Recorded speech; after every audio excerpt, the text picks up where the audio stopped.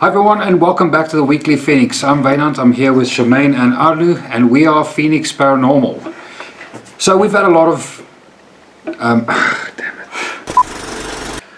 Hi everyone and welcome back to the Weekly Phoenix.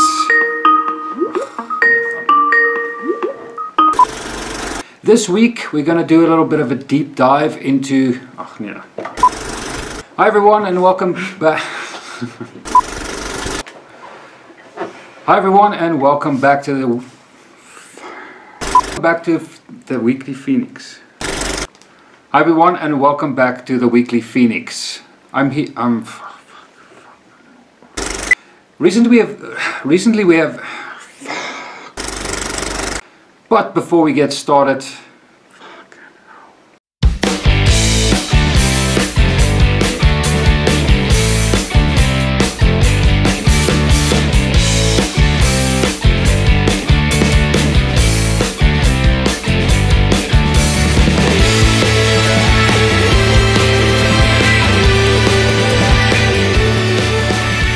what's up guys? How's it going? Hey guys, good evening. Good. It's been a while, it's been a week. Yeah. It's been a week. It's been like a Phoenix week. I'm not sure why, but it's been like a week. A tough week. No. I've just finished year end yesterday, so if I'm looking a bit sinus infection, allergies, Yeah. down and out, but I'm here. But welcome to the Weekly Phoenix. We're glad everyone enjoys the vlogs. We're glad everyone's here and paying attention in class. We'll ask some questions afterwards. Next week we want to have a chat about the Randfontein investigation. We did a follow-up, so Yeah. we're almost finished with the video. We'll probably be dropping it sometime around next week, but we'll have Rivas on from Upside Down Adventures, Yeah. so that we can have a little chat about it and just sort of kick around the idea of what could have gone on there. Yeah. After Very two excited to hear about it Yeah. actually. I mean, we've done 2 investigations. We can now really compare and see what we did find. So stick around for that next week. We're definitely going to do a deep dive into that stuff. And the investigations was like day and night, because the first time we went, it was raining the entire time. And the second time we went, it was completely sunny, clear skies. So it will be great to, especially with discussing with everyone the different environments that they felt, all of that. And what's interesting about that, the guys from Upside Down Adventures they're the consistent. They were at both investigations, Yeah. so it's going to be cool to get their input as well. Yeah. All right, so tonight we're chatting about hauntings. How do you know your place is haunted? That is a tough one. That is a very tough one. Okay, I think let's start from the perspective of the kind of responses we get on Facebook. A lot of people contact us on Facebook with haunted places. Is there a kind of a pattern? Not really. These things come around. Not really. Can you take us through that? How the process usually works? Like. Yeah, we get a ton of emails weekly, and yeah, I would say there is a pattern, but the pattern I would say is people being very scared and mostly indulging in that activity that is supposedly there. But at this stage, like we previously said, we cannot do private investigations. We are maxed out at this stage, so we often refer them to people who are capable of handling all of these private cases, because it is a lot. And I've also seen with lockdown it's spiking. I don't know if it's because people are more at home and they are more aware of stuff happening at their home, but no, it's a very tricky question, and you can only base that answer on each and every case that we receive. It's an individual thing. I think people need to be careful, because the one thing that except for the fact of all the emails that we receive and all the requests that we receive, the thing for me is, first of all, lockdown, you're completely right. I've seen it as well, where a lot more people, I think because they're at home, because they stuck actually at their house, and then more focused on what's going on around the house. Yeah. I think that they hear normal creaks and sounds that's the day-to-day, Absolutely, which is actually daily occurrences. Exactly, and they think it's paranormal, but actually, because they experience it for the first time. Yeah. And then you see a lot, and I think everyone has seen it. I think literally everyone has seen it, where all these ghost groups out there, or these Facebook communities where people post stuff and people just take like old photos, and they're like, "Guys, what do you feel? What do you see?" Exactly. It's been in an uptake. I've seen more of those. I mean, in the past you got like these odd cases and all of that, but now it's almost daily. And I think it's literally people like I don't know, just like you said, people taking a picture of the living room in any type of light, and posting it and saying what you're feeling, and you get a lot of people saying no, they feel this and that, obviously riffing up the other person, like making them scared because they are seeing an elderly woman there, or a dog presence, and that one is seeing this and that one is seeing a little boy, and it's just a never-ending thing. And where does it end? I don't know. And people need to just, like I've said before, do not indulge in whatever is in your home. You've got the power over that. Don't indulge. Yeah, the thing is, with that, you're talking about people using the photograph thing. For me, when you show me a photograph and you in your mind see something, I never see anything. Yeah. Because the matrix thing is so easy. It's so easy. If you stare at something, it makes me think of those, in the middle of the huisgenoot, or you back in the day when you had the three-dimensional. Yeah. What do you call it? Yeah, those 3D with dinosaurs and stuff. It's exactly. To cross your eyes. Yes. Exactly. Yes. That was the shit. And it's the same thing. If you stare at the photograph or something like that for long enough, it will start doing that. Your eyes will make your mind believe that you're actually seeing something. Yeah. And I'm baffled at the amount of comments that people leave. It's photographs of. I'm not laughing at the situation, but it's serious, guys. Come on. And your four most prominent photographs happening at this stage. Number one, dust orbs. Yeah, always. Plenty. I don't know, but we're moving past that already. And then, secondly, people will take photos outside with the sun, creating a sun flare, creating a green type of orb, which is photography 101. Yeah. And then thirdly, taking a photograph with a flash into a light, creating another flare, so creating another orb. And then also taking lame ass, dark, grainy pictures, which obviously pixelates, and you can see all sorts of demonic activity going on there, and people are just losing their shit. So I'm curious about that. Now, sorry, in the olden days, I picked up a book the other day. I think Greatest Ghosts Over the World, ghost stories and stuff. But the book was like published in the 70s, so it's really, really old. But it's got pictures in of actual apparitions. Mm-hmm. Like I don't think the grey lady. Those, those when it took photographs with the lamps.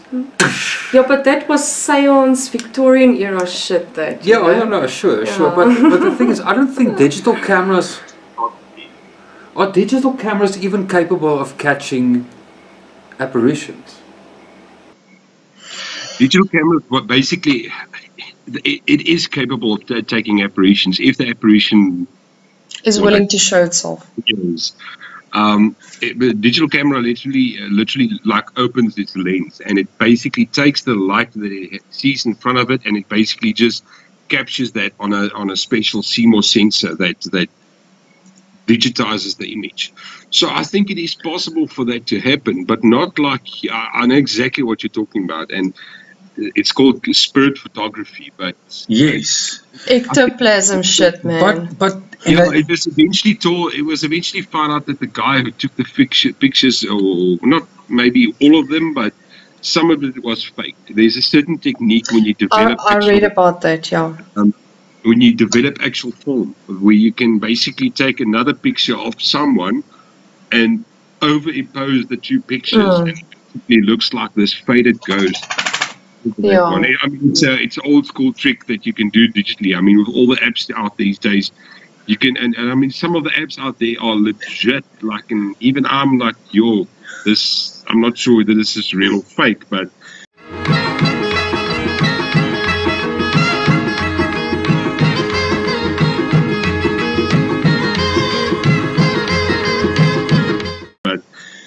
they can edit. You can edit everything with Photoshop these days. Not that I'm saying anyone's editing any of the photos, but I think to get back to the main thing is, guys, be careful of just posting a photo.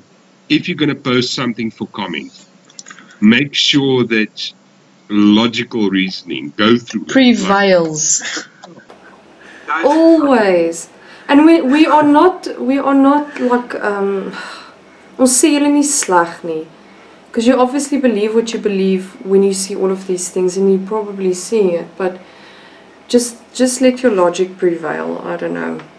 And if you really want to see something, so if someone tells you, listen, I see an old lady with a goat, you know what? With the goat. Why goat? I don't know, because sheep are too expensive these days. So if that's what you think you're going to see, that's what you're going to see. Yes. That's why it's so difficult to take pictures of darkness. If you want to take a picture, I mean, guys, come on. A ghost is not going to appear in a dark room versus a light room. Yeah. Why do we investigate in the dark? It's quieter. There's less noise in the day. If a ghost is going to be there, it's going to be there. So switch on your light. Take a proper picture of the place. Yeah. Then maybe post it for comments to say, listen, guys, I feel when I enter this room, I feel nauseous. I feel this, I feel that. And then ask for opinion. Maybe that's the other thing. But we're getting away from the entire topic now that we wanted to. Just to get back to that whole thing is when people do, and it's the same as well with the photographs, when people email us about the activity, they would only list a couple of stuff, you know, all of the scary stuff happening. But it's important to dig deeper and also ask a whole range of questions leading up to what's maybe causing that. It's so much more than just answering an email. You have to go through a whole backlog of info. Exactly. And I don't know. It's just the same. Also with the photographs. I think. In You the end of can't the judge. day, You have to judge face value on it. if you have to post a photograph and ask the question, do you see anything? Then I think if it's not very apparent, then you probably should not. If you're not dead sure that you're seeing something. No, but these days they are saying, are you feeling anything? So they are more. Feeling, okay, they are appealing to the more. I don't know, people. But you know, isn't it opening you up? And all of that. I think it's feeding your imagination a little bit. It's feeding too your much. fear. Yeah, that's what I'm. Yeah, that's It's what feeding I'm, your fear. So you're gonna believe what you want to believe, and you want to change everyone's mind and just try to calm them down. But it's not even worth it because you're looking at about 1,000 posts a day, and you can't argue with everyone. That's so. true. I think what you say is true. Context. It makes me think of. I think we actually have that form still. In the old days, we used to send like this more of a questionnaire to all the people and say, okay, if you think a place is haunted, answer all these questions. What was the conditions like? Was it day? I remember that. It was like this hectic list, and that's coming back to what you said, Sham. I mean, there's so many conditions that play into factor when taking a picture or when you feel like a place is haunted. Now we're not talking about the obvious stuff. We're just talking about now in the first sense. Okay, I'm walking into my room. I'm feeling something's feeling a bit off. Something's feeling a bit iffy. I feel like something's watching me, and all of that. There's so many factors. Let's take it alone. If you're going to sit in the middle of the dark room, obviously you're going to feel like, you know what, there's something watching you and all of that. It's a common mindset of human beings is to dark. It's to fear the unknown. So Yeah. if you're not, you don't know if there's a tsotsi in the end of the room trying to grab you or whatever the case may be. I mean, let's be honest. So to just say, you know what, I feel like there's something there. It's difficult. Versus, listen, I heard voices talking in my house.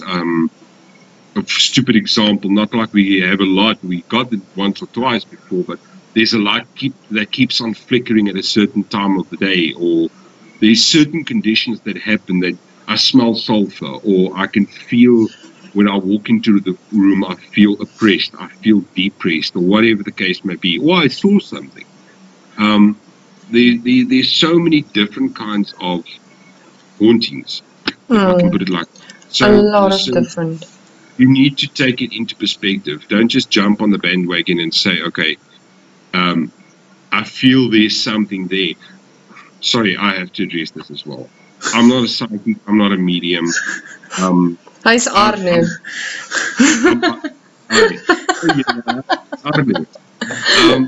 So I still find it hard to believe, and please don't kill me, but I find it difficult to understand how you can determine by feelings or emotions what's going on in a picture 1,000 miles away. Not literally, but you get what I'm saying. Now is the time to comment. Comment now. Versus going into actual room, there's a difference. We've walked into places, I've walked into places where as soon as you walk into that place, you feel, listen, something's off, something's different. Versus if I see it on a picture. So maybe guys that's spiritual and feels like psychic or mediums or sensitives can come in and please educate me in that sense, because it's not like Please do, because... But why is it that there obviously needs to be more interaction with them from the paranormal's perspective? Why would that be during lockdown? People at home. I mean, if we go back to the whole theory that we have, or the whole theory that everyone has, there's so many bloody theories out there, but of this entity, or this, for lack of a better term, let's just call it an entity. This entity is roaming at your place. I mean, he's in his own mindset. During the day, at a certain time period, he walks through the home and he sees certain things. Maybe he sees like how he used to see it. We don't know. But now there's suddenly, all of a sudden, there's another presence there that's constantly at home. So you're at home during lockdown and they may be sensing, listen, there's something's off. So they're trying to interact with you more, just like you trying to interact with them. Yeah. So like an energy clash, basically. Yeah, if you wanted to call it an energy clash, but the conditions aren't right. The conditions aren't normal. I mean, let's dictate normal. Everyone knows lockdown isn't normal. Normal is I go to work, I work the entire day, I come home, I'm so exhausted of the day, I'm not going to notice anything that's going to happen in the house. And not just that, even just people's emotional state as well. I mean, people have been through hectic stress through lockdown. The emotions were through the roof, so that I think it all just fueled each other at the end of the day. So is it only happening with people that experience this during lockdown, or is it? I think it's the state of the world we're in. There's a whole lot of turmoil going on, a whole lot of everyday evil, murders that you read about, horrific stuff, close family friends dying each day. It's just, we are so vulnerable at this stage that I don't know if it's playing a role, but I know that it is real what people are experiencing. And so it's making us a little bit more sensitive for... I think it's also because we're realizing at the same time what's important and what's not. If it's coming forth, with us being at home as well, more, I don't know, it's like this whole, it's a wasgoedmandjie. Yeah, it's a lot of factors definitely playing a role there. Definitely a lot. Alright, so what I want to know now is how, we obviously trying to provide some value here for people. So what are the signs you can look out for in different degrees of haunting, whether you should actually just ignore it, or you should actually contact someone, get some help? How do we define that? I think you said it clearly now. I mean, for me personally, there's like 3 stages of. Look, we're not going to address what type of hauntings you get and all of that. Let's just address what, who, when, and where. I think on the first hand, and I'll give my quick 5 minutes, then you guys please give your opinion. But on the first hand, you're going to have you're going to walk into a room, in my opinion now, you're going to walk into a room, you're going to feel like, listen, something's off. I can feel, the vibe of your place. Yeah, I think that's a good word to use. When you walk into a place, you know the feeling, you know the vibe, okay, I walk into this, I don't fear my own house, I don't fear my own room. But if you suddenly walk into a place and now we're talking about just, you think a place is like haunted. You walk into a place and there's a completely different vibe. That's always a first indication. I think that's normally the first thing someone feels. Not necessarily to say, okay, the room is dark and I can think I see something in the corner of my eye, but more specifically of feelings. It feels like someone is watching you. Exactly. But legit, people, we talked about this earlier as well. When you walk into a place, the darkness and the creep factor is going to make you feel uncomfortable. It's going to make you feel people is watching you. But I'm going to take my living room. I'm just going to be sitting in my living room. I've sit here every single day. I don't feel threatened. I don't feel funny or anything like that. If I walk into this place, all of a sudden I just get like that feeling of it's not comfortable. Something's off. That's normally the first sign I think people need to watch out for. When it gets now to the second level for me is where you actually experience something. Now we're talking about I actually saw something happening, and I think that's another vlog, a personal vlog that I'll do to tell you what I experienced in my own home, because there's definitely something here I know it for a fact. So that's the second level where I would say where you actually see something, you hear something, you experience something out of the normal, you experience a paranormal experience, something that you can't clearly define or explain. I'm not talking about a roof that's creaking because of thermal expansion. I'm not talking about a drain pipe or a toilet that's leaking or dripping or anything like that, but a clear, more of I think I just heard a child whispering or talking, and I don't have children. Yeah. Something like that. That's more in the line of, then you know for a fact, listen, the place is feeling weird, and I had a personal experience where I saw something, I felt something, or not felt, I saw something or I heard something, or something moved on its own. An object disappears and reappears, or an object literally flies off the wall. I mean, I'm talking that sense. And the last part, when do you know to actually, I don't want to say freak out, but glinspring mense, glinspring. When you know to contact someone because things are getting bad. When you start to feel depressed, when you start to act differently, when you realize, I mean, it's great for a couple normally because you know each other's ins and outs. You know how someone normally acts. So if you've got someone that's suddenly acting differently to the norm, and I'm not talking about, you know what, I had an off day, I had a bad day at work and all of that. We're talking about a core personality shift. Then it's time to worry. If you, obviously, I mean, let's quickly discuss the obvious things. Scratch marks, growling, stuff like that, feeling threatened in your own home, not feeling welcome in your own home. Those are all indications when you need to actually contact someone. Like Sham said earlier, we always refer the people. I mean, we don't let anyone just go stranded. We help, we put them in contact with someone that can maybe help them. So, and in some cases, yes, some cases, we actually make a priority, especially where children are involved, where we actually go out and assist people. But as soon as you feel threatened in your own place, that's, in my opinion, where you need to start saying, okay, I need to get help. I can't actually give my input because I 100% agree I sort of with just that. said it all. That summed up perfectly. Yeah, no, I'm definitely, and I think in the first two instances, it's important to just ignore the activity. But you will know. Yeah, you will know within yourself. That's definitely, I think, something we've developed over time. But like Anna said, you know, you're used to your space, you fill it with your energy, and all of a sudden it's not your energy there anymore, and that's why it starts feeling threatening. Yeah. But yeah, if that something like that does happen to you, please contact us so we can see if we can assist. Tell me, guys. This is something me and Santana actually discussed today as well. In your opinion, when do you say it's a word that people throw around a lot? I think too much and too often. But if we talk about demonic entities, I know a lot of people just love throwing in their demonic. But in your humble, experienced opinions, when is an entity, when is a haunting demonic versus normal, let's say a normal intelligent haunting? Oh, you will know. You will know. Again, it will feel evil.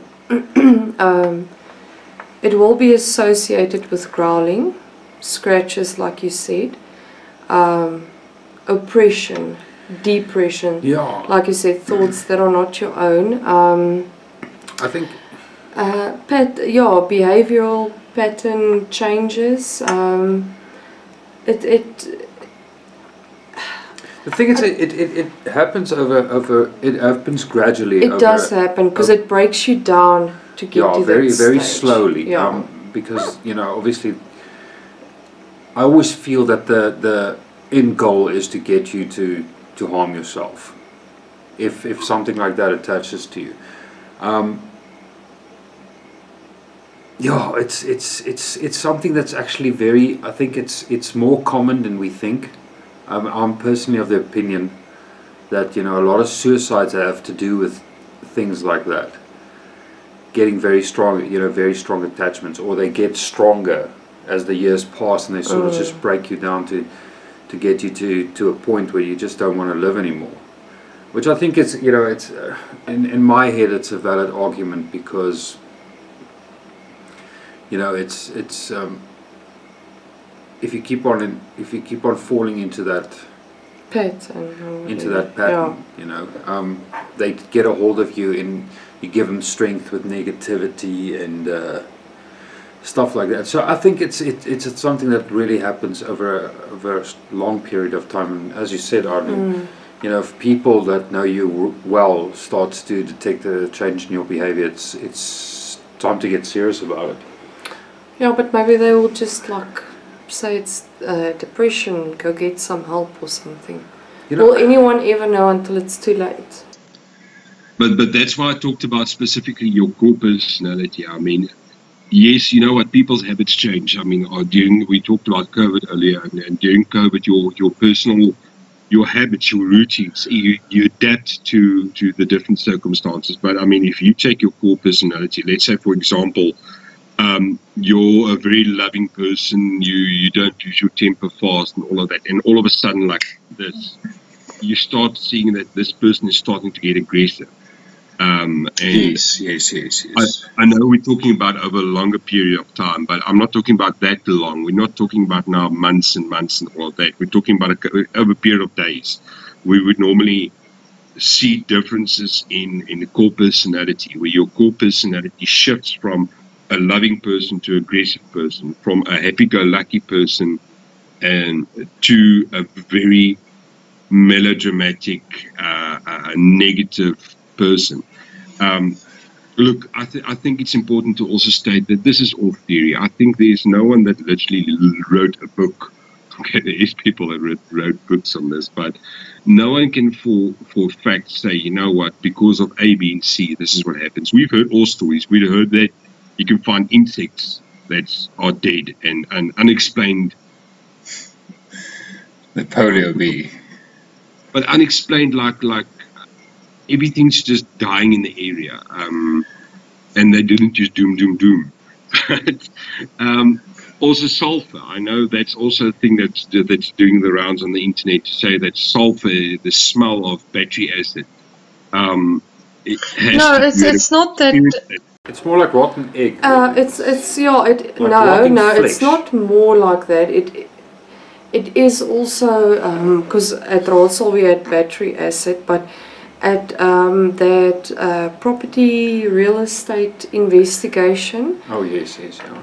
me and Juanita did smell out of nowhere rotten egg in the kitchen, and at that stage it wasn't like, oh shit, I'm smelling this, let me go. We smelled it and I felt this insane fear to actually run. Yeah, that tells you everything that you need to know. And strangely enough, on that same investigation, nothing wow happened, but I know at the end of the investigation, Juanita was sitting on a chair on a wooden floor in one of the offices, and something actually pushed her off that chair, but so forcefully that the wheels of the chair made like scratch marks into the wooden floor. So sorry for interrupting. That what you mentioned now is the last point on demonic stuff that I want to mention. Personally, I don't think if we're dealing with a demonic haunting, they don't need energy. I mean, a lot of times you'll see the videos, we normally say, okay, the whole theory behind is that they need to get energy somewhere to manifest, energy to move an object. I mean, that's all theory behind it. But in the couple of occurrences that we've experienced, and the couple of the tons of articles that I've read on this as well, is that, and there's a one common denominator, and that's where they don't need energy. They don't need energy reserve. They want to react, they react. I mean, to scratch your skin, to throw something off a table. I've even heard of articles, and I've read of articles where a whole fridge, literally the fridge was pulled out. That force of energy required to do something like that, it's not going to come from a Casper the Friendly Ghost. It's going to come from something more negative. And again, for lack of a better term, we're not going to go into can it be a poltergeist? What is a poltergeist? What is a negative? that is exactly what I was thinking now. But we're talking about raw power to destroy your life. That's the ultimate. I mean, if you could literally go check the Bible, go check every single religion out there. Everyone has a form of a demonic entity, and the one common denominator is two things, or two common denominators. One, they're there to ruin your life. They're there to pull you down, to break you down, and to utterly destroy your life. And secondly is that there's no energy requirements. The batteries are always included in this one.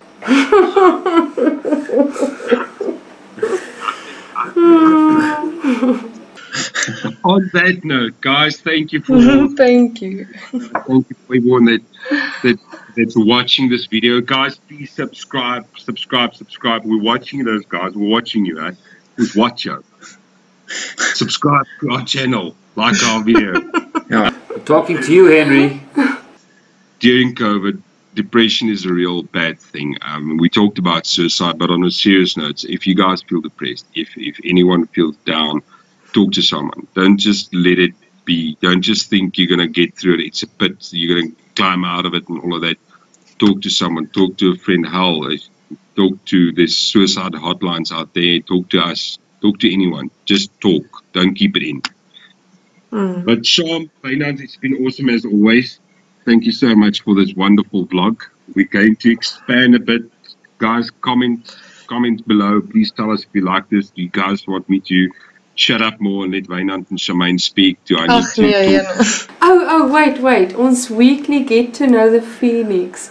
So, if you could be anyone in the group, who would you be? Okay, in all honesty, I'll be Stefan's beard.